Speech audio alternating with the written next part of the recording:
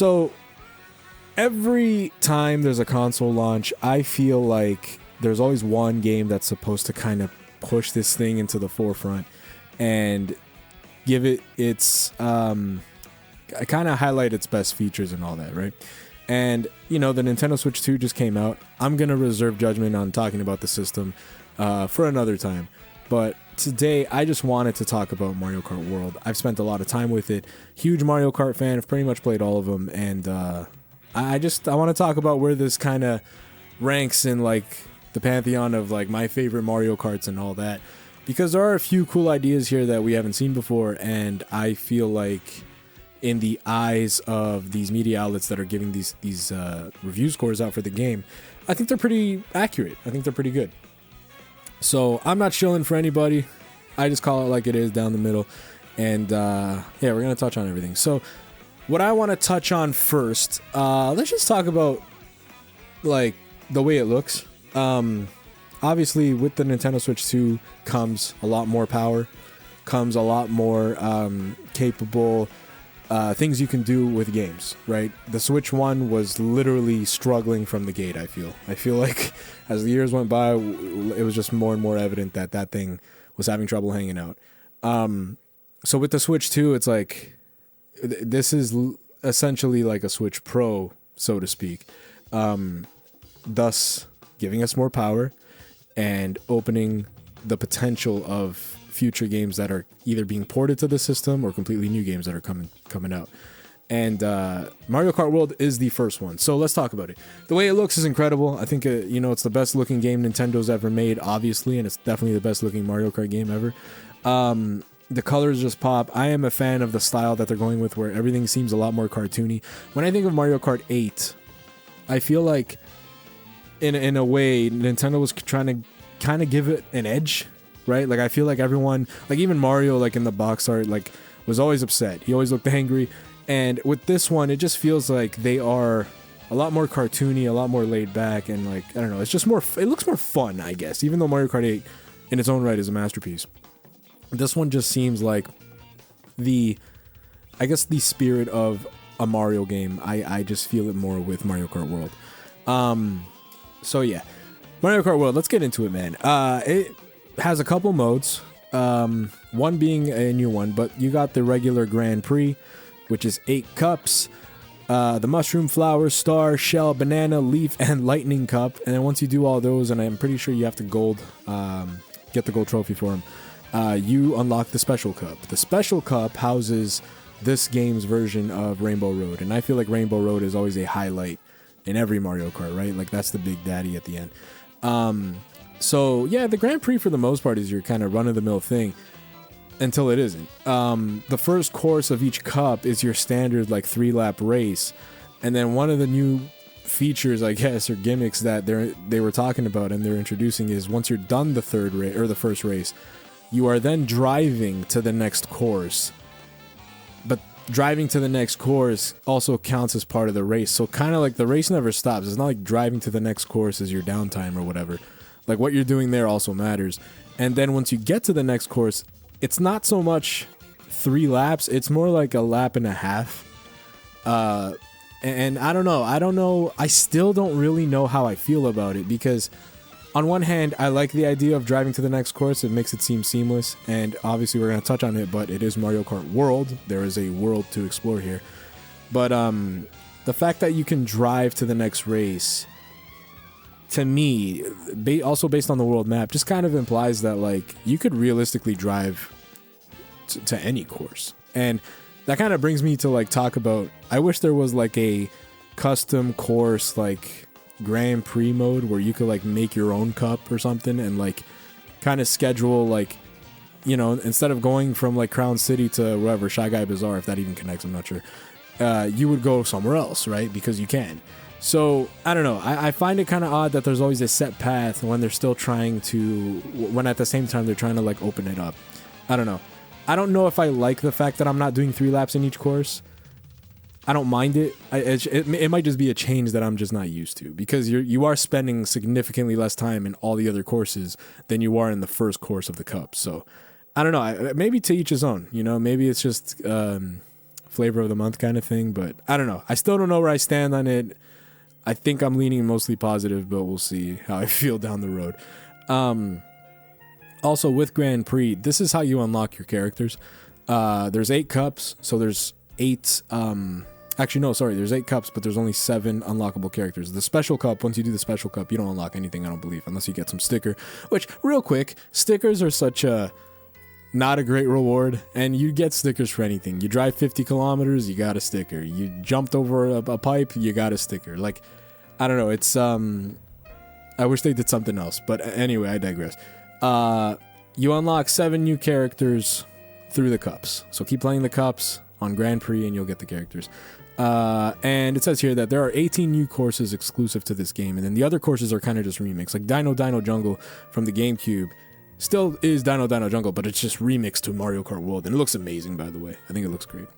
So yeah, that's your standard Grand Prix. There's nothing crazy about it, besides the fact that you're driving to course to course. That's, I don't know. I'm curious to see how people feel about that over time.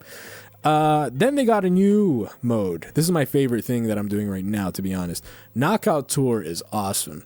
Knockout Tour is basically, it's like old school arcade racer style, where you have to keep up. Every time you pass a checkpoint, you better be like at least 16th place, for example, or above, or else you're eliminated. It's the same thing here. You start at, I believe, 20, and then 16, and then 12, and then 8, and then 4. Like, it keeps eliminating 4 racers at a time. And the rush is insane, especially if you're doing it at 150cc. Like, man, you really, like, you're just trying to make it. You're hoping to make it. It is a rush like no other. I love it. Just like the cups, there's 8 rallies. Golden, Ice, Moon, Spiny, Cherry, Acorn, Cloud, and Heart rallies.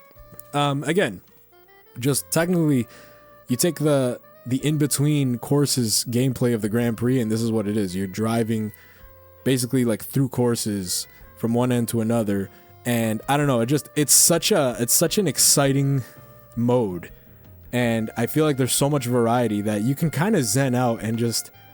You probably didn't realize that, like, one minute you were in Bowser's Castle and then the next you were in, like, the mall. You know what I mean? Like, I feel like this, like, a lot of people are talking about this mode, and I can see why. It definitely is, from my time with this game, the most exciting and fun mode that I've been playing. So, like, shouts out to Knockout Tour. I love Knockout Tour. It's awesome. And then after Knockout Tour, you got your regular ones. You got your time trials and your versus race. And then you also got battle mode, which has been a staple since the beginning, or at least since the N64 era. And I mean, like, I've always been a fan of it. Like, on the N64, it was fantastic, right? Like, that was such a cool thing to do with your buddies. And then I also liked it on the GameCube Mario Kart Double Dash. And the GameCube mode had a lot more modes, because on N64, I believe all you had was Balloon Battle, right? Then on Double Dash, you had Shine Thief. Balloon Battle came back. You had like a bomb battle thing. And I don't know. I thought that was the last time that battle mode was great, because then they kind of ruined it afterwards. Like, I didn't like it on the Wii. I didn't care for it on like the handhelds. I don't know. Could be wrong. Could be in the minority, but I just haven't really felt like battle mode was good since Mario Kart Double Dash. And how is it here? Well, in Mario Kart World, we have battle mode, and of course we bring back the balloon battle, which is, I think, battle mode. When you think battle mode, you just think that of balloon battle. Like, balloon battle is kind of the center of attention when it comes to battle mode. It's the one people go, think of first. So what I want to talk about, though, is the fact that besides balloon battle, there's also coin runners, which is just, I believe you could do teams or no teams for all these modes, but you just got to get the most coins, and I think that's cool. But like, besides that, there's not much else. Like, balloon battle is always fun, coin runners is alright, but like, no Bob-omb Blast battle, no Shine Thief, no Renegade Roundup, which is, that was on Mario Kart 8. Like, I think it's kind of disappointing, battle mode, because past games gave you so many more options for battle mode, and then we got this one in this Mario Kart, which you would think they're trying to stuff as much possible because of that very controversial price point, and it's just not battle mode to me is just not popping. Like I just don't see it living up to its full potential, to be honest. I like that there's a lot of courses in battle mode, you know, and they all have their own music, which is pretty cool. But I think battle mode itself is a little bit of a letdown. Like, yeah, it is what it is. Like, balloon battle is always going to be fun and stuff. But I also feel like if you're not into that, there's not much here. Like, coin runners, who cares? Like, I don't know. There's nothing really compelling for battle mode. I just feel like it's the weakest mode next to time trials, right? Like, time trials can be cool if you're into that. But, like, if you're not into that, then really, who cares about anything else except Grand Prix and Knockout Tour? So, I don't know. I feel like I might be alone on that. But I also feel like I'm not. I think people need to know that. I think people would agree. So yeah, that's battle mode, and that's it for the modes, I believe, except for the big daddy free roam, which Nintendo marketed like crazy. They really pushed it down our throat that like this would be a huge expansive world that you're gonna explore and all that, and it kind of is. It is big, but my God, is it empty, you know? But I don't want to go into the negatives. Let's start with the positives first. It looks beautiful. Like I said, the graphics in the beginning, like the graphics are amazing. I love the style they're going for. And that also transitions into the world. Like the world looks great.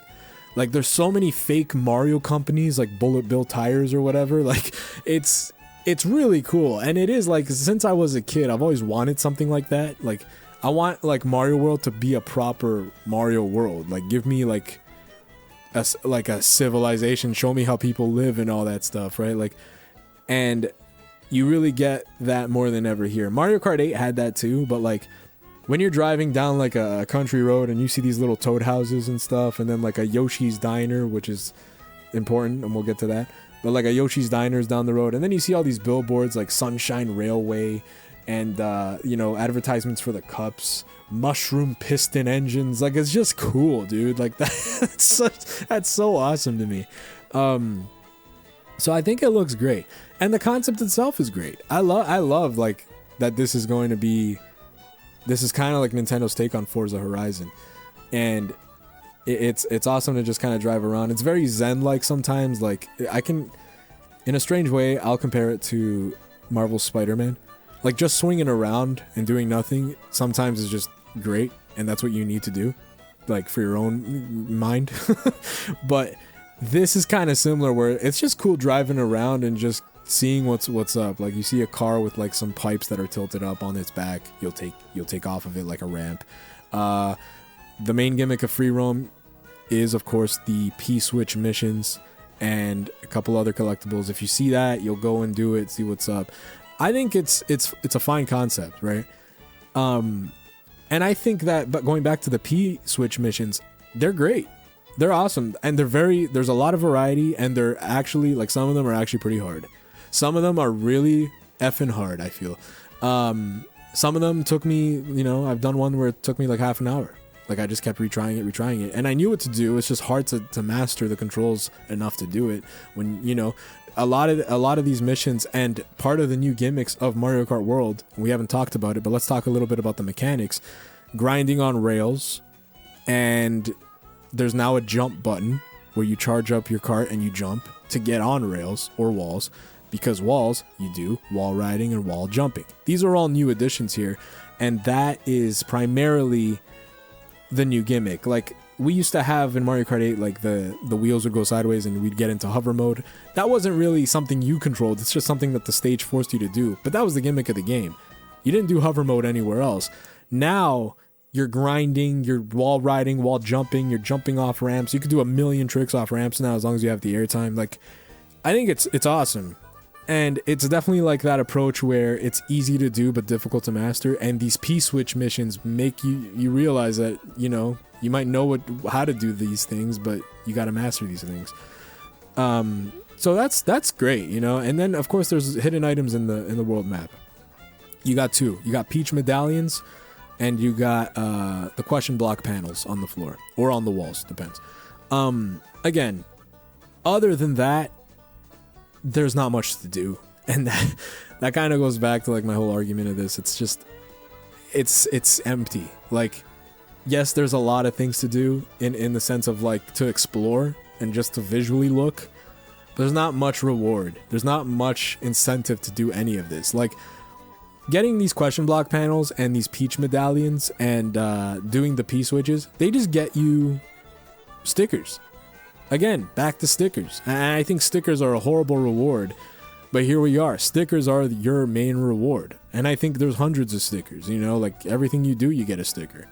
So I'm not a fan of that too much. Like, I just feel like the incentives aren't there for me to go out of my way to find these hidden collectibles and do these missions, because the free roam itself is uninspired. Like, it's kind of empty. You're just driving around and you're looking for little things to do, but like, I don't know, it's so weird. Like, it looks full of life, but at the same time it's lifeless. It's very odd. To Nintendo's defense, they never marketed this like it's a Forza Horizons game, and I think that we just kind of looked at that, like we the audience, and just assumed that's what they were going for. But this, to them, I don't think this is their main bread and butter mode. Like, I think that what they want us to focus really on the Grand Prix and Knockout Tour modes, because those actually do reward us. This rewards us also with stickers, but I just don't think it's the main mode. I think this is a very, like, it's kind of like Free Skate and Tony Hawk. Like, you just kind of mess around here, and that's it. So yeah, I mean, like, besides it looking great and the concept of like traversing a Mario world is awesome, I just feel like ultimately there's not much to do. The world feels empty, and there's also no co-op for the open world, which I think that can make it fun. Like, there is online co-op, yes, but couch co-op, I feel like you could have done a split screen setup and you could have done this too. So there's none of that, and I feel like the biggest offense to this, and this was me being hopeful for something, but when I first heard that there was going to be a free roam mode, I thought that there would be some kind of story mode. I would love a Mario Kart story mode, and they're totally capable of doing it, they just choose not to. But a Mario Kart story mode would be fantastic. Nothing crazy, you don't need like the most groundbreaking story of all time, but like, when I think of back on the N64, Diddy Kong Racing, that campaign was fantastic. Like, that actually made you okay to play a kart racer by yourself, because kart racers, ultimately, you want to play with people. That's when they're at their best. But Diddy Kong Racing did something where it was like you had a goal, you had like something to progress towards to. And again, Mario Kart World, while the goal might be to unlock characters and costumes also, like, I feel like those are the best rewards the game can give you.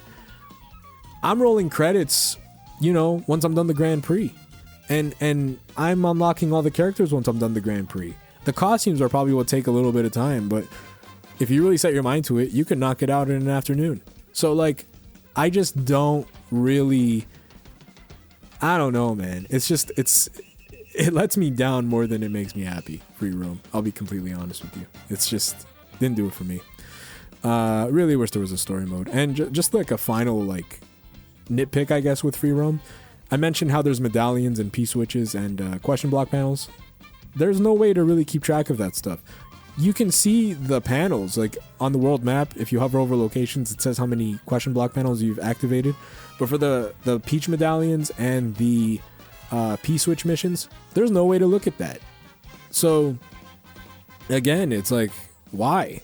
I feel like these are very simple things you could have included, but I don't know. I guess not, you know? I guess not. A little bit about the mechanics also. I do want to say, like, racing feels good. I don't know yet if the drifting feels 100% the same, or at least it doesn't make me feel the same way that Mario Kart 8 did. I feel like Mario Kart 8's gameplay was just perfection, and it felt tight and amazing. And here it's like, I don't know. I think it's a little off. I could be wrong. I could just need more time with it, but I feel like I've put in enough time to say that, like, I think the drifting might be a little bit not great. I don't know. But it's nothing crazy. Like, it's nothing that would, like, tear me away from the game. I just got to get used to these mechanics. But I don't know. I really enjoyed the drifting in Mario Kart 8 World Deluxe. I think it was a lot better. Now, let's get back to costumes. The way you unlock costumes in this game, I mentioned Yoshi's Diner. That is how you do it. Yoshi's Diner, costumes are unlocked by eating meals from Yoshi's Diner. So when you see those glowing lunch bags on the course, you drive through them with the character that you want to unlock the costume for, And depending on what you get, whether it's a hamburger or like a sundae or something, you will get like a corresponding outfit for the character. Each character has anywhere from 2 to 10 costumes. Like I know Mario has 10, he's the only one with 10, and Luigi has 9, and then as the characters go on, like I think Peach has like 5 or 6. Like it all goes lower and lower as you get to the more obscure characters. But yeah, anywhere from 2 to 10. And I do want to say, we talked about the playable characters.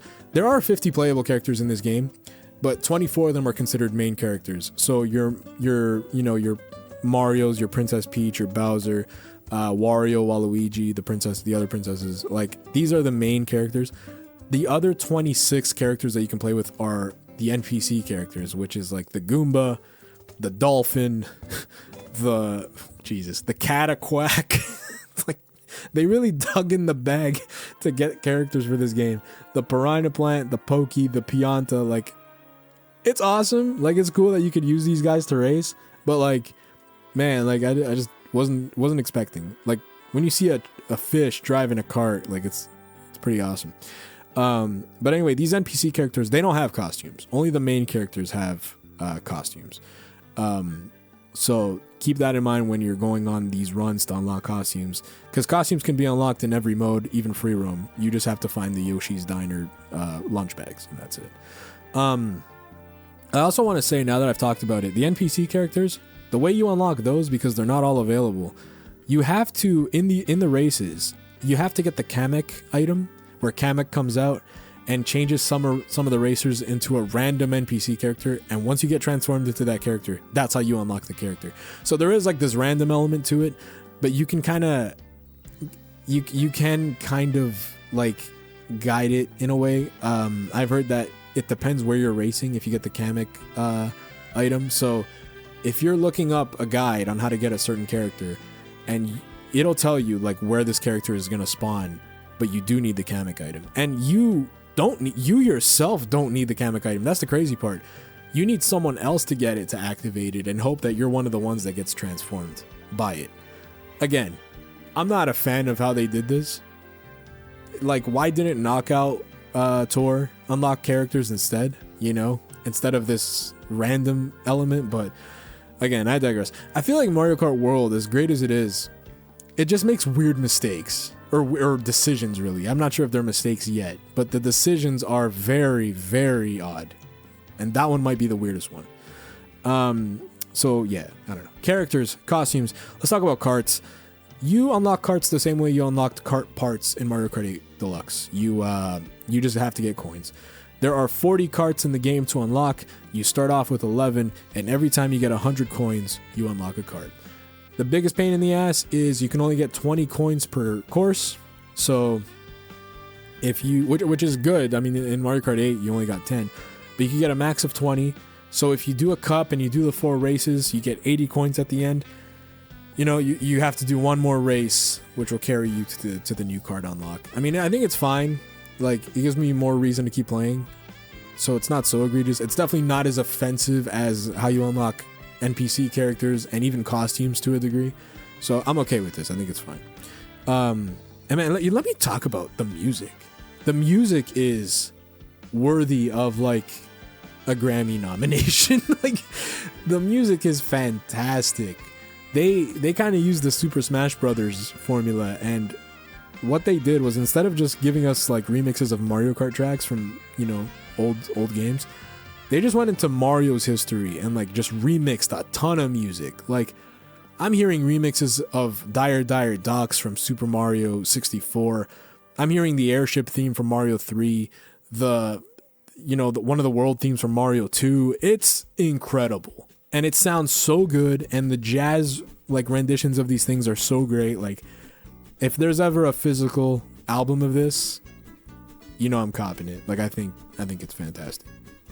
I guess all that's left to talk about, there is an unlockable here that they kind of make you jump through hoops to get it. I'm still not super sure how to get this. I've heard conflicting reports, but like, you have to, from what I gather, you have to gold. You got to get the gold trophy in every cup and every Knockout Tour rally, and then you need like 10 Peach medallions and 10 question mark panels, and then you got to do the special cup at 150cc again.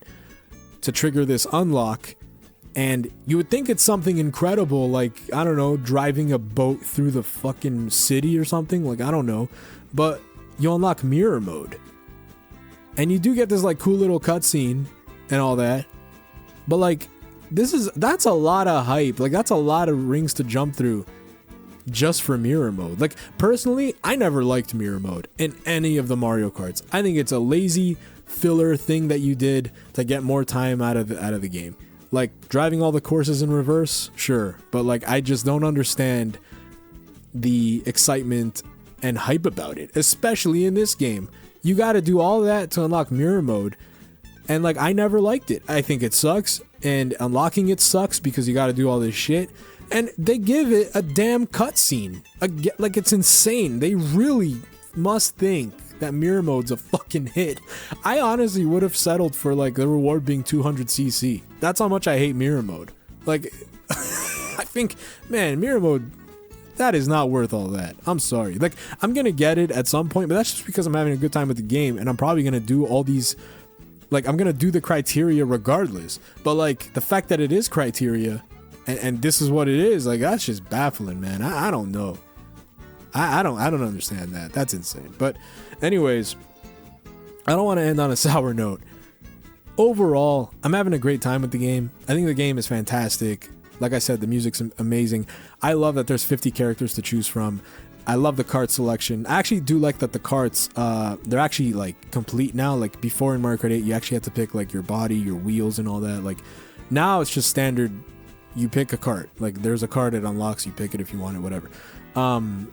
I like that a lot more. I never really liked customizing in Mario Kart 8, but the amount of courses that this offers, the amount of characters to play as, the karts, I think it's all great. You know, at the end of the day, it's Mario Kart. Mario Kart's always fun. It's always a good time. It's just, I don't want to, I have a hard time judging what is here without hoping that they'll eventually add what's missing to me later on. And this all goes back to the price point. Mario Kart World is $80 in the US. Over here in Canada, it is $110 plus tax. That is insane. And after 20 hours with Mario Kart World, I can confidently say, definitively say, that it is not worth that money. It's just no way. I don't even think it would have been worth 70. This to me is this could have been $60 US, which would have been 79 here. I just don't see why the value of this is where it's at. Now, can Nintendo update this game and change my mind? Of course. They can add 50 more characters if they want. They can add 8 more cups if they want, 8 more rallies if they want. They could double the amount of carts from 40 to 80. They can do all that. They can give me a story mode. They can give me another world to explore. They can do all that. And I will gladly take it. But it has to be free. The DLC has to be free to justify this fucking $110 price point here in Canada. Because if I'm paying, $20 for DLC after, that brings this game's value to $130 plus tax. $110 in the US. Or no, sorry, $100 in the US. My math wasn't mathing. And, like, I think people will just have more negativity to say about it. Because despite how good the game is, despite, all of the good reviews, most of the reviews are hovering around like an 8 or 9 out of 10. Despite all that, if DLC comes out for this game and we gotta pay for it, we will never hear the end of this. We'll never hear the end of this. Because I feel like a lot of people, as a way to cope with this price, have put it in their heads that the DLC will be free. And I'm telling you right now, it better be, dude. It better be free. I swear to God, it better be free. Anyways, if I had to give my score for Mario Kart World, I would match what everyone's giving it. I'd give it an 8 out of 10. What's here is great, for the most part. But I just feel like a lot is missing that should have been in the game. And, I can only judge it on how much fun I'm having and how the gameplay goes and all that. Like, I think it's an 8 out of 10. I think it's a good game. I just feel like with the price you're paying for this, it needs to offer more. And they have a chance to fix it with DLC, but it better be free. We cannot pay for that DLC. That's all I'm saying. At least make it like if you're gonna charge, at least make it free for the NSO people. But again, I'm standing on it. I think the DLC all around needs to be free. Like, I know that in Mario Kart 8 they did the booster pass, and that was free for NSO members. If not, you paid like $30 or something. I forget. But by the end of it, it was like another game. The amount of courses they added. So they need to do that again, maybe even ×2, because this price is outrageous for what's here. And that's it.